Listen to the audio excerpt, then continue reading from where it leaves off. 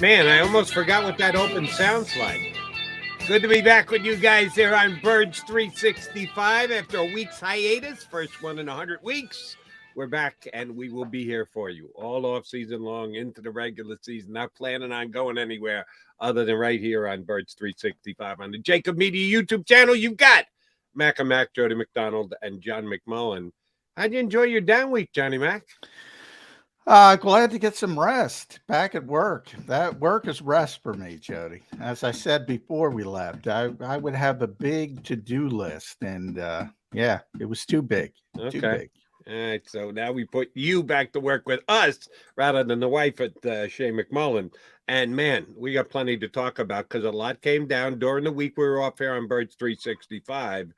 So we can go in reverse order of what happened most recently because I thought, all right, we got a full week to review. A whole bunch of things happened during that week. Yeah. And then yesterday, a lot of rumors and possibilities being mentioned and one specific action taken.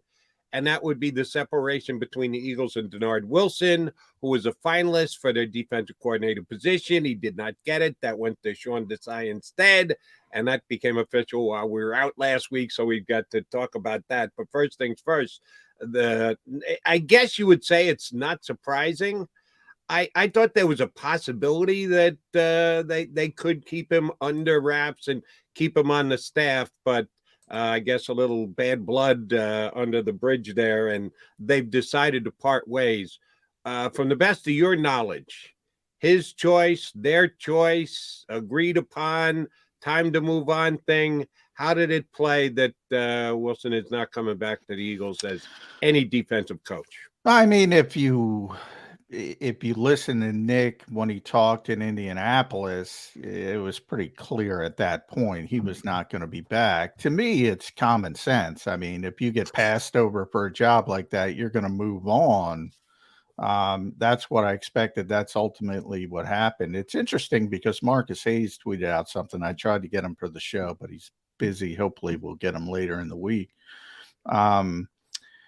About Dennard sort of pledging his allegiance to the organization. And I don't know. I'd like to flesh that out further with Marcus. I will at some point as well. But, it came down to two guys. And it's interesting because, if you listen to Vance Joseph's people, well, he thought he was getting the job. If you listen to Jesse Minner's people, he thought he was a finalist. From what I was told, it came down to Sean Desai versus Dennard Wilson. Ultimately, Nick Sirianni decided the better way to go was Sean Desai. He mentioned experience in his comments in Indianapolis. He's been a defensive coordinator. He's called the defense. Dennard has not at any level yet. So that's part of it. It's a difficult decision because Dennard was very popular. Certainly, right before they hired Sean, you had Darius Slay going on social media, C.J. Gardner-Johnson, Marcus Epps, notably, all sort of publicly endorsing Dennard Wilson. So that's a difficult decision for the head coach. Obviously, Dennard's very popular inside the building with the players. Doesn't mean he's the best choice. And that's also what Nick said. I got to do what's best for the football team. And ultimately, this is, it's been pretty much, you get past the start, which was pretty rocky, the 2-5 start. I think we can all agree with that. But once you get past that start, it's been pretty much peaches and cream for Nick Sirianni. This is a decision that will sort of, I don't want to say define him, but people will keep an eye on this. And if it doesn't work, he's going to start getting some criticism. But it was funny. I was texting somebody from the Eagles yesterday confirming that Dennard was leaving. And he's like, so many of the fans hated the coverages and now they want Dennard. It's like, which one is it? Right. Which one is it? But, that's just part of it. So I think because the players like Dennard, all of a sudden that resonates with the fans. Sean Desai is very well respected around the league. I think people are going to be happy with him when they get to see him, when they get to know him. But we'll see. I mean, it's up to Sean Desai, this is now Nick has made his decision. This is now up to Sean Desai to prove he was correct. That's basically where we are. And the Desai thing didn't become official till after you and I took off for the week. We know that he's from the quote unquote Fangio tree and coached under Vic in Chicago and shares a lot of those same beliefs and philosophies and how best to employ a defense. Sirianni in his after the Super Bowl loss press conference did say he was open to change. There are certain defensive principles that he wants his defensive coordinator to have for them to share, but he was going to be open-minded about it. But then he went out and hired a Fangio guy, so it doesn't look like there's going to be a whole heck of a lot of change here. Do you think that he can even be more Fangio than a Wilson would have been, who just adopted that when he came into the Eagle organization? He hadn't necessarily been that type of a coach and around other type of coaches and defense coordinators and the other stops he had before he came here. Do you think his tie to the way that the quote unquote Fangio defense plays is what got the side the job? Yeah, you know, you and I talked about that on WIP. I always thought he wasn't. He likes the philosophy. You know, By the way, I'm going to ask you a favor. You know, tell me to put a quarter in the swear job when it was swear jar. Whenever I say scheme, I'm going to call it philosophy from this point forward. I'm going to try to call it. Really? Philosophy. What's your problem with scheme? They're both the same to me. Because to me they're not. They're okay. You know, everybody's different. And I brought up the offensive side. You can look at Nick Sirianni calling plays versus Shane Steichen calling plays. It's different. Same offense, but it's different. Same philosophy, but it's different. So it's going to be different. To me, the question is, Nick likes the philosophy. That's why it was here. A lot of offensive coaches like the philosophy. We can debate that. We have debated that. I don't particularly. I think we're past the tipping point. I always say there's a tipping point. Tony Judge's cover 2, there's a tipping point. All the copycats. Pete Carroll's cover 3, there was a tipping point. All the copycats. I think we're past the tipping point, to be honest. And Vic Fangio said that in Miami. He doesn't like everybody that's playing his defense because he understands there's a tipping point. And I think too many quarterbacks have seen it. Too many quarterbacks understand what's going on when you're doing it. So you have to continue to evolve. But the basic philosophy of limiting explosive plays, winning the turnover battle, which is all common sense, really. And they feel this is the best way to do it. That's not changing. You know, Sean, if anything, Sean's closer to Vic than Jonathan Gannon was. Jonathan Gannon's closer to Brandon Staley, who also coached under Vic, and their sort of philosophy of the defense is the same. Brandon Staley, Jonathan Gannon. Sean's a little bit closer to Vic, and so he would be more true to the strict mechanics of the Vic Fangio so-called defense that we talk about way too much because way too many teams in this league play it, to be honest.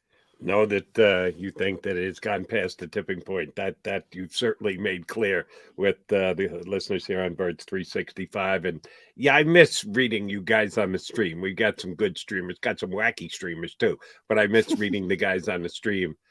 I got news for you guys. We got a couple of just glad it's not Jonathan Gannon guys already joining us today. Just remember you heard this here first, and you should have heard it elsewhere before I ever said it, and John just alluded to it. To blitz or not to blitz, that is the question. And I think one of the reasons why Jonathan Gannon was not the most popular guy here was because he didn't blitz. Philadelphia Eagle fans love the blitz, Johnny Mac. They have for 35, 40, 50 years. I thought the goal was sacks, Jody. I try and say that every day here on Birds 365. And to some people, it just doesn't sink in. No. I'll make a prediction right now. I see, like, I'm getting the I love Jonathan Gannon crap, which I always get. So, you know. Did I say anything nice about Jonathan Gannon? I barely mentioned the guy, except he was the defensive coordinator of the Eagles and in the philosophy and scheme they play. The whole we talk about that word. We talked about that word scheme. I'm trying to change. Aggression is not a damn scheme. What is wrong with you people? You just got 70 sacks. That's the goal. The goal is to get 70 sacks with 4 rushers. Then you're really cooking with gas. Right. And I like crunching the numbers, and the numbers were phenomenal this year for the Eagles in getting the job done, getting home, getting to the quarterback, putting him on the ground. You can't replicate what the Eagles did this year. Oh, I'll tell you right now, next year under Mr. Coach Desai, they're not getting 70 sacks. No, they are absolutely not. And they are not going to blitz. If you're just talking about percentage of plays, they will blitz less this upcoming year than they did the last year. Now, that one I'm only about 90% sure. The non-70 sacks, I'm about 99% sure. Yeah. But if you track Desai and his 1 year in Chicago, he didn't blitz as much as Gannon did. So if you're still celebrating the fact that Jonathan Gannon will not be the Eagles defense coordinator, you might be buying into someone that you don't like as much as Gannon 3 or 4 games into the season. Yeah, if your only goal is blitzing, if you're a betting man, I would take the under. But to be fair, the Eagles weren't getting 70 sacks if JG was back. It's just not happening again. That's part of the problem as well. The expectations are so out of whack. 70 sacks isn't good enough. Franchise record isn't good enough, Jody. It's not, because you lose in the Super Bowl. I thought we would get to this point, honestly. I thought we would get to this point. We joked a lot about the 5 stages of grief before we left. I thought we'd get to the point of acceptance and people would start to realize, hey, we were in the Super Bowl. That's pretty good. It's disappointing, but it's pretty good when you take a step back or take 2 steps back and look at the realization and say, all right, you didn't play well in the final 30 minutes of the Super Bowl. That doesn't erase everything else that happened during the season that got you to the Super Bowl. I think there's this weird, and you tell me because you're on talking to the callers all the time and you're doing God's work there, by the way, Jody. I think the assumption is, well, we'll get back to the Super Bowl. And if we get back to the Super Bowl, we just need a guy who's going to do the right things in the big moments of the Super Bowl. How many times have this organization been in the Super Bowl, right, Jody? It's not a free pass back into the Super Bowl. It's going to be difficult to get back there again. Not impossible, but difficult. So yeah, I'm with you on that. Some people you just can't. You can win over, but then you can turn around and lose them back just as quickly. All right, one other thing that popped up yesterday as I'm getting my notes together for the first Birds 365 in 10 days. Matt Patricia to join the Philadelphia Eagles staff. Where the hell did that come from? How the heck does that make sense? And we know that one guy who we believe is going to be back, the Eagles aren't going to get drastic. And with the free agent they have, they're not going to cut Darius Slay or try and trade Darius Slay.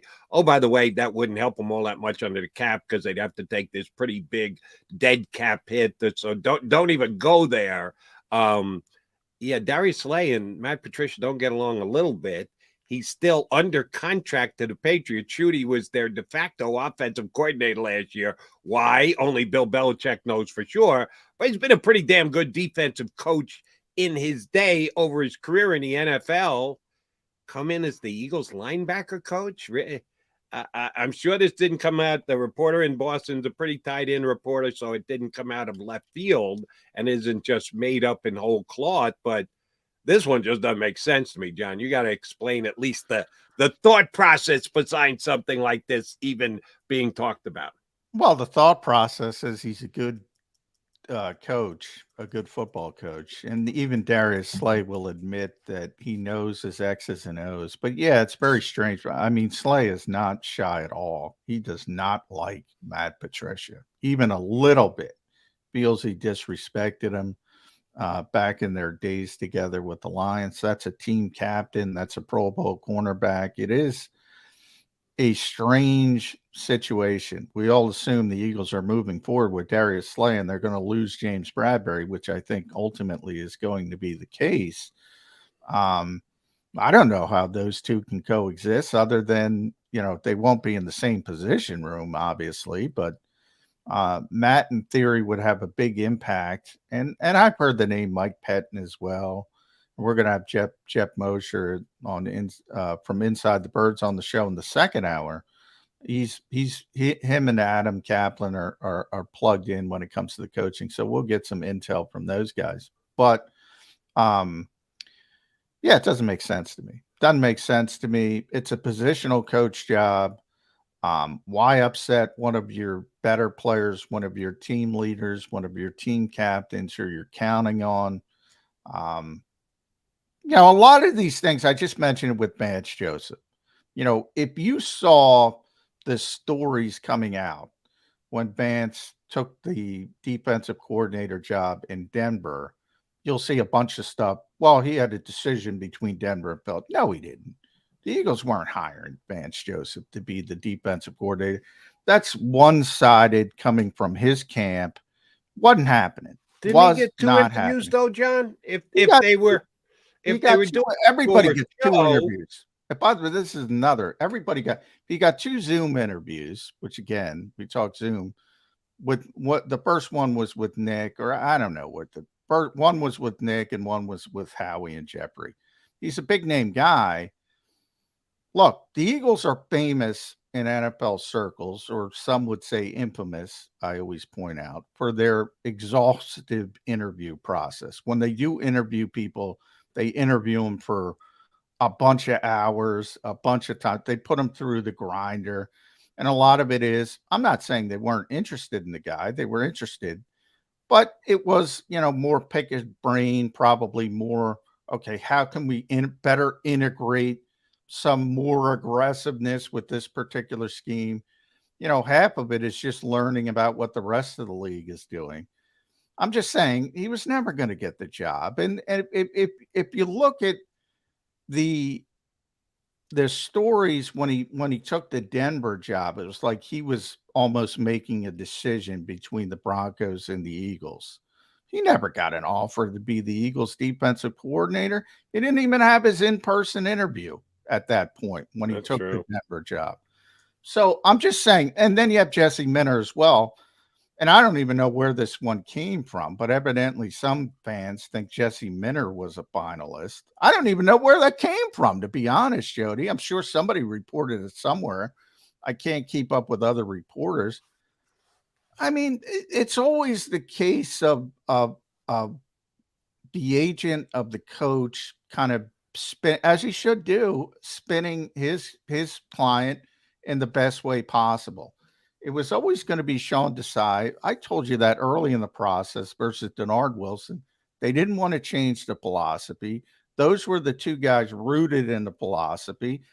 They wanted to talk to the college guys because the Eagles are very understanding, and they're at the forefront of sort of understanding the new stuff comes from college.